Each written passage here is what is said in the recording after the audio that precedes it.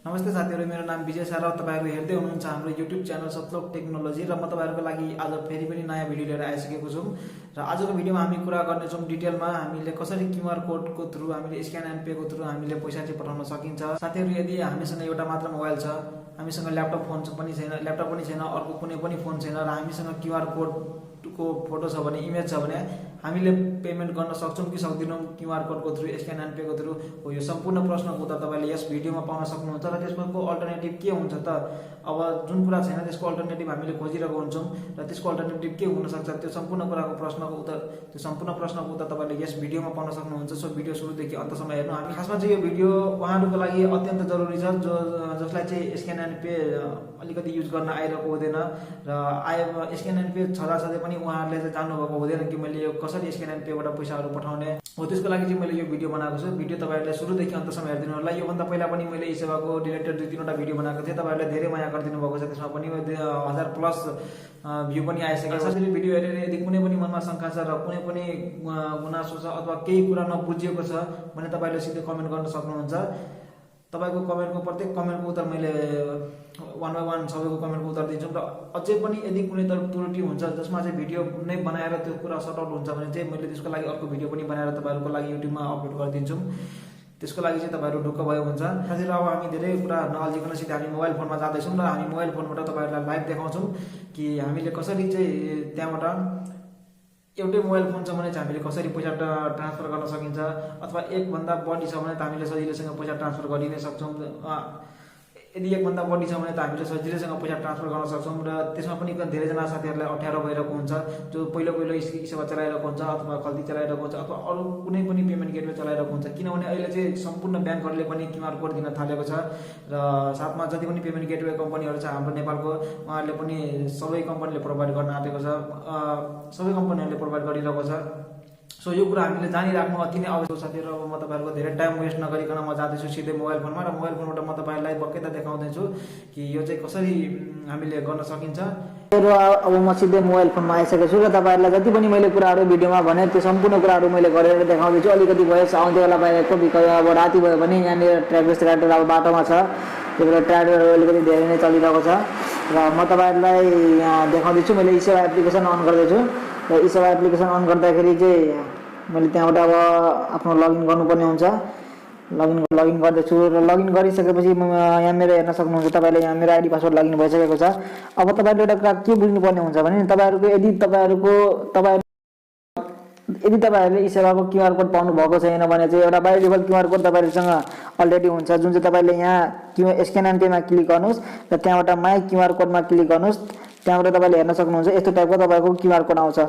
अब म तपाईहरुलाई के भन्न चाहन्छु भने तपाईले जस्तै अब तपाईले यहाँ हेर्न सक्नुहुन्छ स्क्यान एन्ड पे भन्ने अप्सन त छन चाहिँ, तर यहाँ चाहिँ कुनै पनि त्यस्तो किसिमको अप्सन छैन जहाँबाट तपाईले सिधै भिडियो अपलोड तपाईले आफ्नो इमेज इन्टरनल ग्यालरीमा सेभ भएको इमेजलाई तपाईले अपलोड गरेर यहीँबाट स्क्यान बाइ डिफल्ट गराउन सक्नुहुन्छ।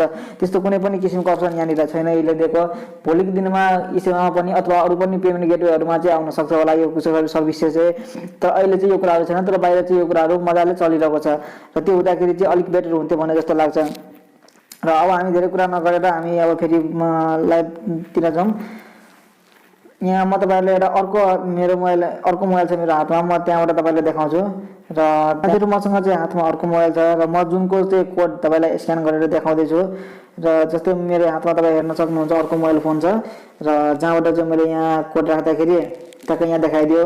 अनि देखाउँदाखेरि चाहिँ अब यसमा चाहिँ के हुन्छ म्याक्सिमम रिचार्ज कार्डको जुन मिस्टेकली भइरहेको हुन्छ हैन, एकअर्कामा पैसा ट्रान्सफर गर्दाखेरि जुन रिचार्ज कार्डहरु भइदिने मिस्टेकली थाहा नहुँदै पनि हो, त्यस्तो किसिमको समस्याहरु चाहिँ तपाईलाई यहाँबाट आउँदैन। यहाँबाट सिधै तपाईलाई eSewa एकाउन्टदेखि अर्को eSewa एकाउन्टमा पैसा जाने हो। र जसरी मैले क्यूआर कोड यहाँ स्क्यान गर्दाखेरि चाहिँ अब यहाँ तपाईले कति रुपैयाँ हाल्नुहुन्छ, मैले चाहिँ फर एक्जाम्पल 10 रुपैयाँ हालेर मैले एउटा डेमो टाइपको देखाइरहेको छु र प्रोसेसमा गर्दाखेरि अब जुन यहाँ तपाईले देख्न सक्नुभयो र त्यसपछि तपाईले यहाँ फाइनलाइज गर्दाखेरि अब कति भयो त फाइनल पेमेन्ट तपाईले यहाँनिर हेर्न सक्नुहुन्छ, उसकोमा बिल पेमेन्ट भयो हो। र यसरी तपाईले एउटा गर्न सक्नुभयो, एउटा यो भइहाल्यो।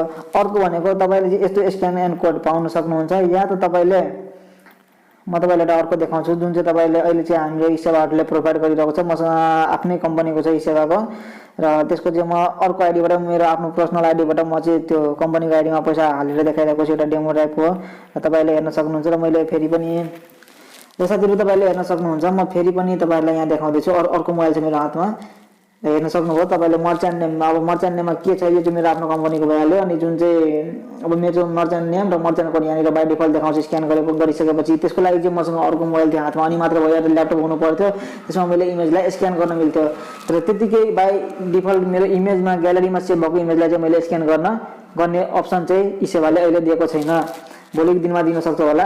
र अब म यहाँ कति पैसा हाल्ने भनेर देखाउँछु। यसमा पनि म डेमो बनेर देखाउँदैछु जुन चाहिँ तपाईँले यहाँ हेर्न सक्नुहुन्छ।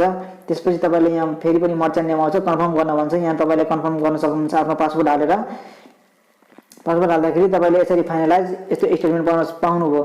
र अब तपाईँले स्टेटमेन्टलाई पिडिएफलाई पनि तपाईँले प्रिन्ट आउट गर्न सक्नुहुन्छ, अथवा तपाईँले यसैलाई स्क्रिनसट गरेर तपाईँले एज अ पेमेन्ट प्रुफ पनि सेन्ड गर्न सक्नुहुन्छ आफ्नो सर्भिस प्रोभाइडरलाई। र साथीहरू आई थिङ्क तपाईँहरूले यो कम्प्लिट प्रोसेस बुझिसक्नुभयो होला। अझै पनि कुनै प्रश्नहरू लागेको छ भने चाहिँ तल तपाईँले कमेन्ट गर्न सक्नुहुन्छ। म सम्पूर्ण कमेन्टको उत्तर तपाईँहरूलाई दिनेछु। र आज यति भन्दै हामी बिदा पाऊँ। फेरि पनि म नेक्स्ट भिडियोमा तपाईँहरूको लागि अर्को भिडियो लिएर आउँदैछु। धन्यवाद। र सकेसम्म यो च्यानलमा चाहिँ अब प्रत्येक दिन नै अब नयाँ नयाँ भिडियोहरू तपाईँले हेर्न पाउन सक्नुहुन्छ। अलिकति व्यस्तताको कारणले भिडियोहरू आइरहेको थिएन, अलिकति अफिस मेन्टेनेन्समा बिजी भएर। र अब तपाईँहरूले भोलिदेखि फेरि कन्टिन्यू भिडियोहरू पाउन सक्नुहुन्छ। आजको लागि यति भन्दै म बिदा माग्न चाहन्छु। धन्यवाद।